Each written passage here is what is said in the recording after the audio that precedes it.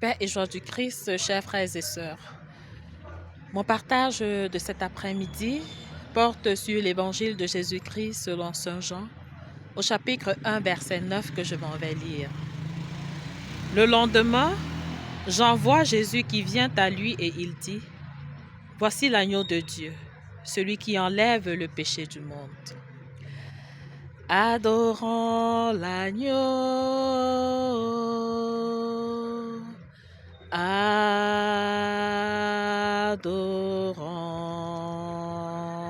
l'agneau, célébrons l'agneau,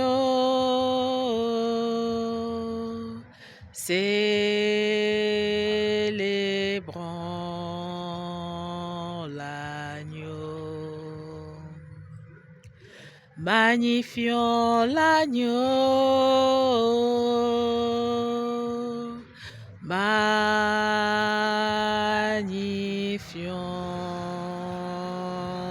l'agneau, car il est glorieux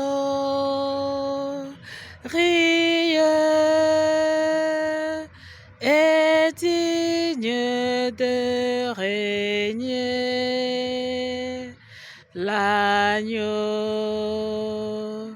est sur son trône, car il est glorieux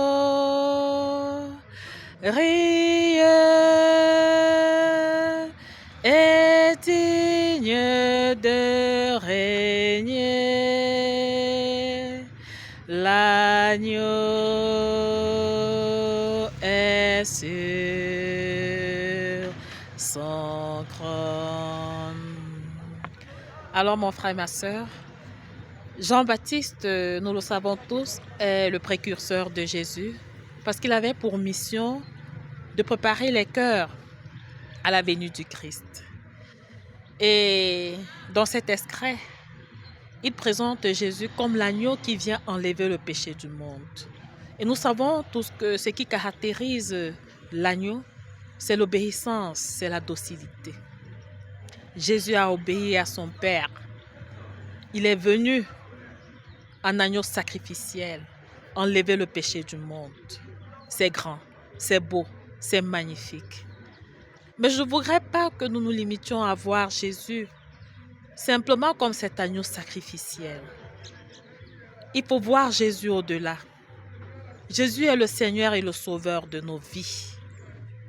Parce que ce qu'il a fait, ce sacrifice sur la croix, c'est quelque chose de grand.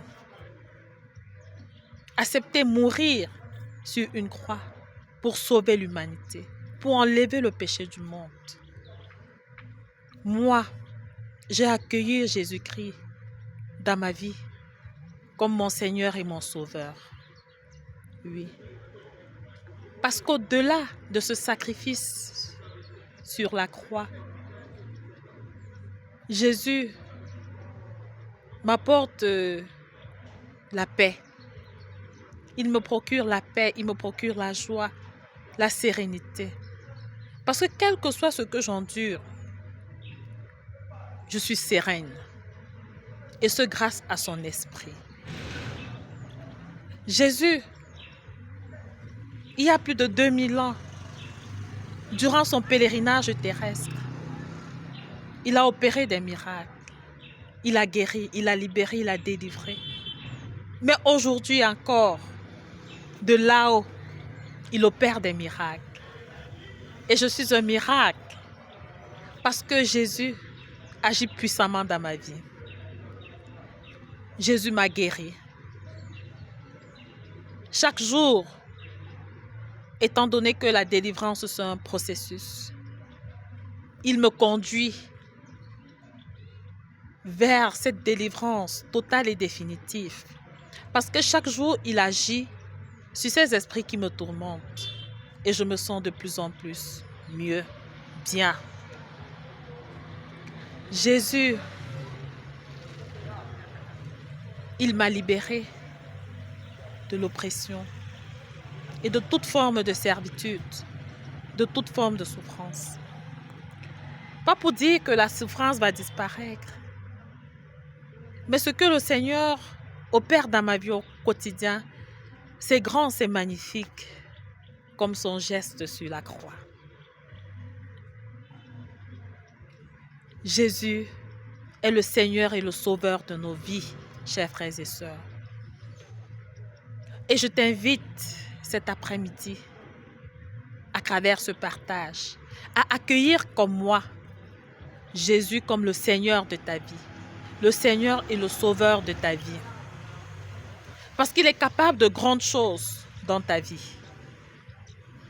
Ne te laisse pas aller à tes émotions, par tes émotions. Mais tourne ton regard vers lui. Accueille-le comme le Seigneur et le Sauveur de ta vie et tu ne seras pas déçu.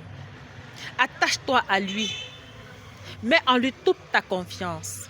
Moi, j'ai fait de Jésus le maître de ma vie. Je l'ai mis au centre de ma vie. Et j'en vois les fruits au quotidien. Oui, parce que la paix, la joie qu'il me procure, c'est sans pareil. Et il me comble au-delà.